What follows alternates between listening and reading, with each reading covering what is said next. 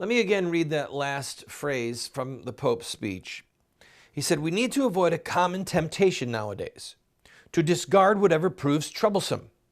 Let us remember the golden rule. Do unto others as you would have them do unto you." The Pope has framed this debate in the framework of don't discard something that's troublesome. We're not simply talking about discarding something that's troublesome. Okay, millions of people crossing our border illegally is not something to avoid because it's troublesome. Something to avoid that's troublesome is something that happens in your yard, something that might happen with a neighbor. In other words, let's break this down into smaller bites. We've got maybe 13 million people that have crossed the border illegally. Thousands and thousands are coming every month, sometimes every day, illegally.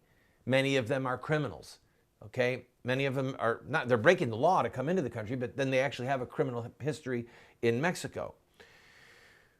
This is not troublesome.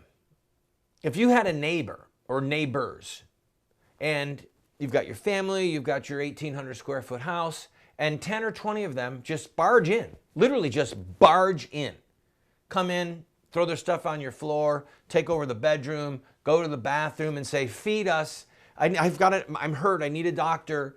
And you're like, "Whoa, well, this is my home." Okay. Would you say that, we can't discard something that's troublesome? He's understating. And he also said, "Do unto others as you'd have them do unto you." So I did a little search and found that 3 weeks ago, the Pope said that 2 families would be taken into the Vatican from Syria. 2 families. Now, Syria is in a crisis. Much of it is the fault of the Republican or the Obama administration's policies and John McCain, the Republicans' idiocy, arming moderate Muslims. All of that aside. 2 families? 2 families? I've been to the Vatican. I've been inside the Vatican. I preached at the Vatican. Can we put that picture up? Me and the Pope. I got to meet John Paul II. Okay? It was a pleasure. It was a privilege. The Vatican is a city-state. You understand it has representatives at the UN. It has embassies. Okay? It's a city-state.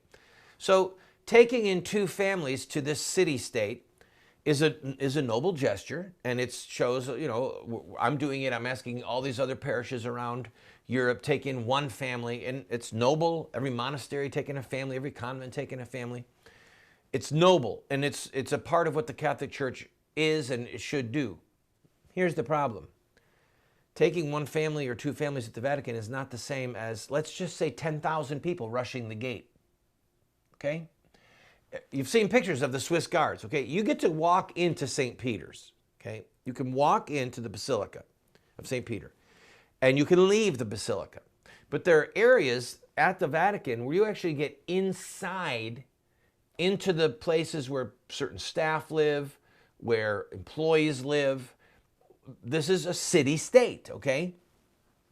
So, we've got 13 million illegal immigrants that have poured over our borders. Let's just say 10,000. Let's just say 5,000 overran the Swiss guards at the gate and said, "Here we are, take care of us." Would the Pope's staff look at this as what was the word again? Something that was troublesome? Or would they say, "Well, hold on a second. You're trespassing. You've come in illegally. We don't have the infrastructure in place right now to assimilate all of you. We don't have enough toilets." Okay? So at that point, do unto others as you would have them do unto you means, I want you to be okay. I want you to be able to come in legally, perhaps. But that's what I would do for you. In other words, I want to obey the rules. I don't want to trample on my neighbor's property. I don't want to break down my neighbor's door and rush in and demand food and medical care and a place to sleep and a toilet and a shower and all these things. That's what's happening in America. So his allusion to the golden rule and his comparing this to something troublesome to be discarded, not a good analogy. I'll be right back. I'll read some more. I'm just calling balls and strikes. You be the judge.